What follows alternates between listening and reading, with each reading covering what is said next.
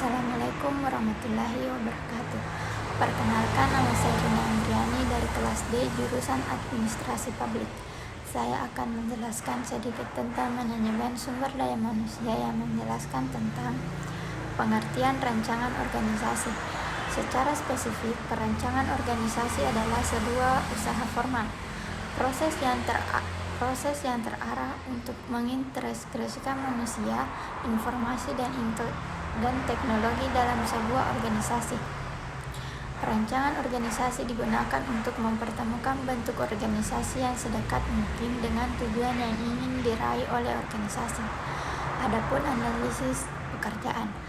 Analisis pekerjaan adalah suatu prosedur untuk menentukan tanggung jawab dan persyaratan keterampilan yang dibutuhkan dari pekerjaan dan jenis orang yang harus dipekerjakan. Analisis pekerjaan ini dilakukan oleh organisasi atau perusahaan, khususnya dalam bagian manajemen sumber daya manusia, untuk mengukur dan mengidentifikasi kinerja karyawan dalam usaha mencapai tujuan suatu organisasi atau perusahaan dengan efektif.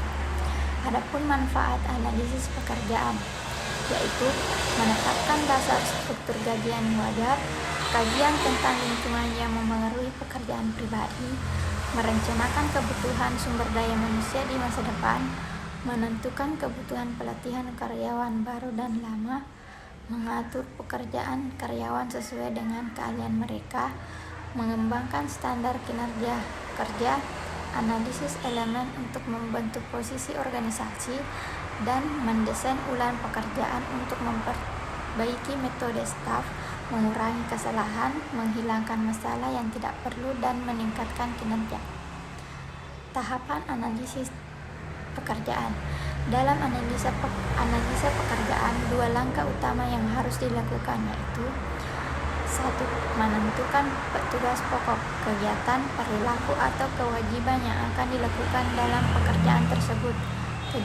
Menentukan pengetahuan, ability, skill, dan beberapa karakteristik lainnya yang dibutuhkan untuk pekerjaan tersebut. 5.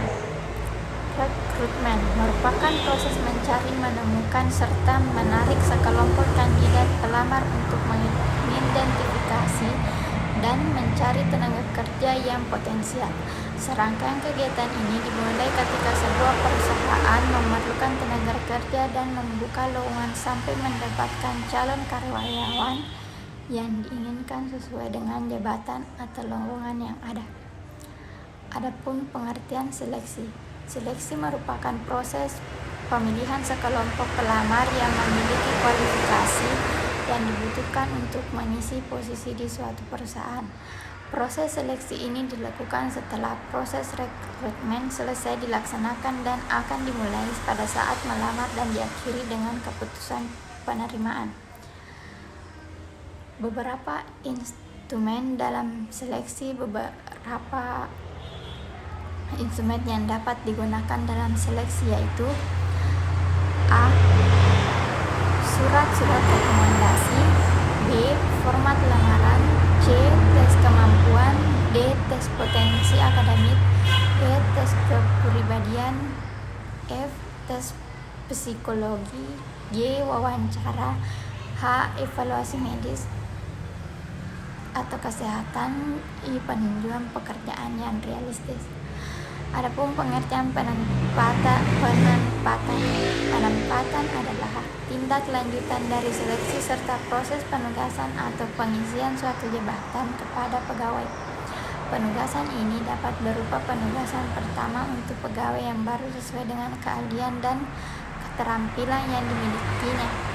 Penempatan posisi yang tepat bukan hanya keinginan tenaga kerja itu sendiri, melainkan menjadi keinginan perusahaan agar individu dapat mengetahui tanggung jawab dan tugas yang diberikan serta menjalankan tugasnya dengan sebaik-baiknya.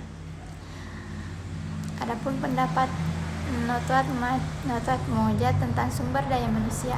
Menurut Profesor Dr. Andes Suegikyo Notoat Mojo, Pengembangan sumber daya manusia secara mikro adalah suatu proses perencanaan pendidikan dan pelatihan serta pengelolaan tenaga kerja atau karyawan untuk mencapai hasil yang optimal, baik berupa jasa, benda, maupun uang.